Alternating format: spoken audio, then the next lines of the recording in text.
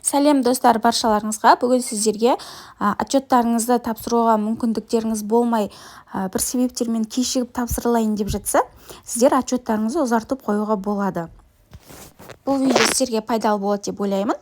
Менің арнама тіркеліп, комментарий жазып, лайк басып қолдап кетіңіздер. Алда сіздермен көптеген пайдалы видеолар бөлісетін боламын.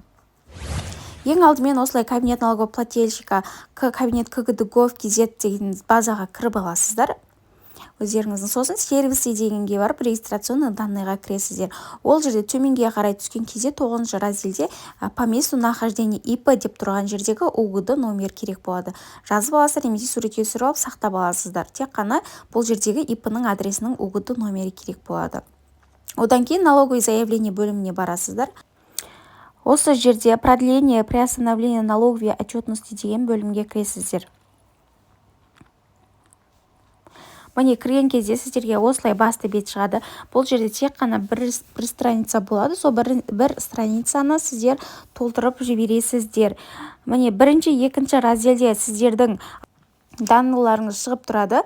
Келесіде біз үшінші разделден бастап толтыратын боламыз. Үшінші разделде 212 деген жерге галочка қоясыздар. Әрі қарай код формы деген жерге қай отчетты ұзартып жатырсыздар, сол отчетты жазасыздар. Бізде қазір 910 формадағы отчетымызды уақытын ұзартып жатырық, отчет тапсыратын уақытты. 910 осылай жазасыздар. Сосын полугодие деген жерге қай полугодияны ұзартып жатырсыздар, полугодияны белгілейсіздер.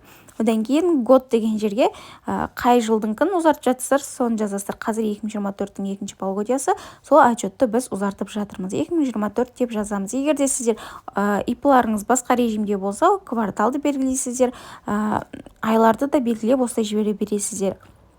Келесіде код орган государственных доходов дейді. Бұл жерде жаңағыдай айтқанда регистрационный данныйдағы өздеріңіздің ИП-ның УГД номерін жазасыздар осы жерге. Осылай жазасыздар және выбрать деп таңдайсыздар. Жоғары шыққан кезде проверить заполнениені басасыздар. Енді ошибок нет, енді отправить в УГД деп ЕЦП ключтарыңызды таңдап, окейді таңдап, выбрать деп таңдап жібере берсеңіздер болады.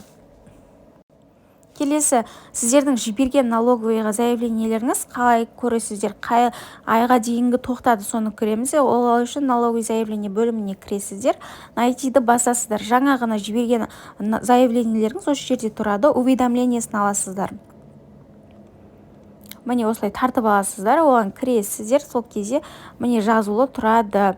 Бізде қазір 19 наурызға дейін ұзартылды. 19 наурызға дейін біз отчетымызды тапсырып үлгеру керекпіз. Осылай өздеріңіздің отчеттарыңызды уақытын ұзартып қойсаңыздар болады.